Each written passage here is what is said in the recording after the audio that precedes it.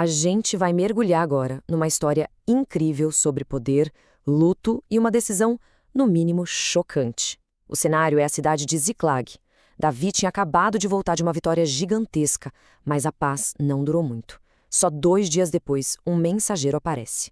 E a notícia que ele traz vai mudar tudo. E é aqui que está o grande mistério que a gente vai tentar entender. A reação de Davi quando fica sabendo da morte do seu maior inimigo, o rei Saul, parece que vai contra qualquer lógica. Por que punir justo a pessoa que traz a notícia que, em tese, abre o caminho dele para o trono? Vamos dar uma olhada nisso. Imagina a cena. Surge um homem vindo direto do acampamento do rei Saul. As roupas dele estão rasgadas, a cabeça coberta de terra. Eram os sinais clássicos de que uma tragédia nacional tinha acontecido. Ele chega perto de Davi e se joga no chão, um gesto que já reconhece ali uma nova autoridade. E então o mensageiro solta a notícia, que é devastadora. O exército de Israel foi completamente derrotado pelos filisteus. As perdas foram gigantescas. E o pior, as 2 figuras mais importantes do reino estavam mortas: o rei e o seu herdeiro. Davi, claro, quer saber mais detalhes. E é aqui que a história começa a ficar bem pessoal. O mensageiro revela quem ele é, uma amalequita, da mesma tribo que Davi tinha acabado de derrotar. E ele diz que, olha só, por acaso encontrou o rei ferido bem no meio da batalha. O mensageiro então cria uma cena super dramática. Ele conta que Saul, como diz a citação aqui, já no fim, sofrendo muito, teria implorado para ele dar o golpe final, um último pedido para acabar com aquela agonia toda. Só que tem um problema bem grande aí. A história do mensageiro não bate. As fontes são claras. Ele inventou tudo. O registro anterior sobre a morte de Saul diz que o rei se matou para não ser capturado vivo. O que provavelmente aconteceu foi que o amalequita achou o corpo, pegou a coroa e o bracelete do rei e montou essa farsa toda, achando que ia ganhar uma bela recompensa por ter ajudado Davi a se livrar do seu rival. Isso nos leva para a reação de Davi, que é exatamente o contrário do que o mensageiro imaginava. Em vez de comemoração, o que vem a seguir é um luto profundo, um luto chocante. A reação de Davi é imediata e segue esses passos. Primeiro, ele rasga as próprias roupas, num sinal de angústia. Depois, ele lidera todos os seus homens em luto, com choro e jejum. E um detalhe importante, o luto não é só por Saul e Jonatas. É pelo povo do Senhor e pela casa de Israel, porque tinham caído à espada. É um luto pela nação. E é aqui que o paradoxo fica ainda maior. Saul era o cara que perseguiu Davi por anos, sem descanso. A morte dele significava o fim de uma vida de fugitivo. Então, por que essa dor tão genuína? Fica claro que essa não é a reação de um político calculista. É algo muito mais profundo.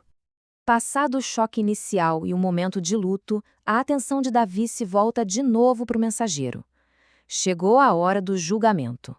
Para a gente entender a decisão de Davi, é preciso entender um princípio que era fundamental naquela época. A figura do ungido do Senhor era sagrada.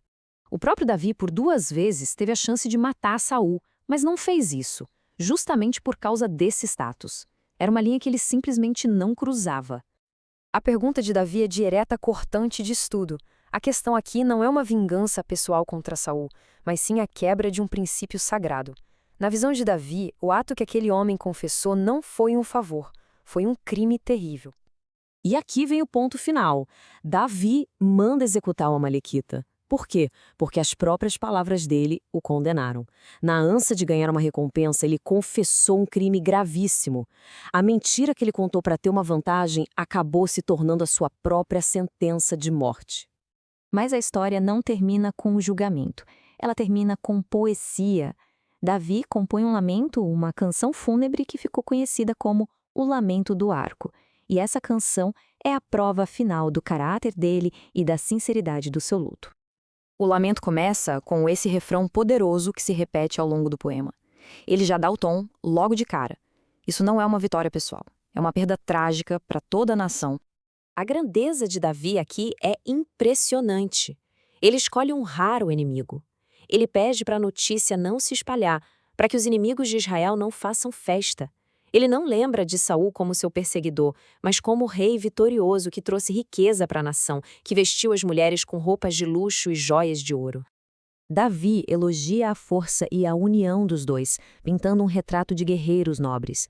Ele escolhe focar nas virtudes deles, mesmo depois de tudo. É dito, aliás, que, apesar dos conflitos, Jonatas se manteve leal ao pai até o fim.